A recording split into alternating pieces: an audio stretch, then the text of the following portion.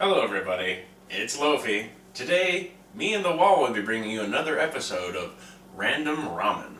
The ramen show where I somehow justify all the sodium I'm taking in by eating one of these things. I did happen to stop by a different purveyor of ramen to pick up a variety of interesting things. Hello Dave. Last time on Random Ramen, we had Nissan Deme spicy flavored ramen, and it was indeed a treat. But today we will see if it can compare with a ramen that's a whole 10 cents cheaper. Dave, get off the counter, I'm trying to record. Okay, that's very cute, Dave. Dave loves to film, he thinks he's a star. Alright, I know it looks cheap, but I just started doing these, so cut me a little bit of slack, alright Dave?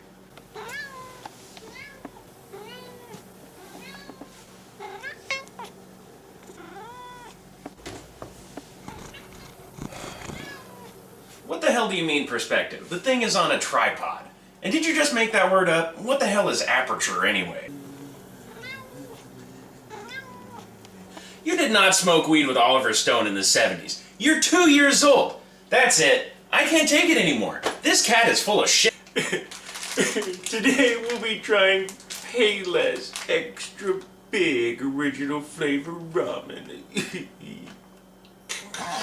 Why'd you have to make it hurt so bad, Dave? And here we are at the cookery station with everything that we'll need to create our extra big noodles of original flavor.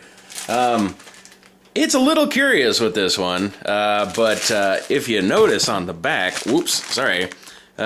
we are going to be draining these noodles. The broth is not even going to be a part of it, so we'll just rate those on a sauce flavor instead of the broth packet. So, since the amount of water we're using is arbitrary, today it's going to be delivered in a beer stein. Yeah, get in there. Okay, next step. Looks like we are going to combine the sauces and the seasonings onto a plate separately.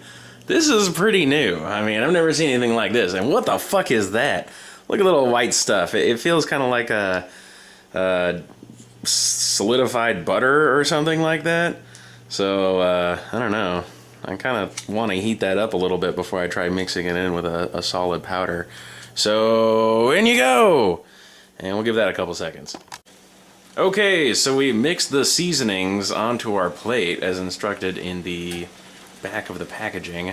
And now we are going to throw our noodles in with reckless disregard. Yeah! There we go. It says that we're supposed to boil these noodles for 3 minutes, so we'll see you in 3 minutes. And we have boiled our noodles the proper amount of time, so it says on the instructions to just stir this up on the plate and mix well and enjoy. So, there go our noodles. And here we go. We shall stir our noodles a little bit. And here we are, one package of Payless extra big ramen, original flavor. One complete plate of ramen, if you've ever had it that way. Definitely curious to see this purveyance of your noodles, but guess we'll just see what it's like. Wow, they are all stuck together. Here we are. Having the noodles outside of the broth is a little different, to be sure. The sauce that's on them will definitely be richer than having noodles in a broth. So, you can definitely taste a lot of salt in these. The flavor on them is, it's very salty, but it's also a little neutral. I guess that's what they were alluding to with the original flavor. It kind of reminds me a little bit of the Top Ramen Oriental flavor, how it smells at least. But it definitely tastes a lot better than that.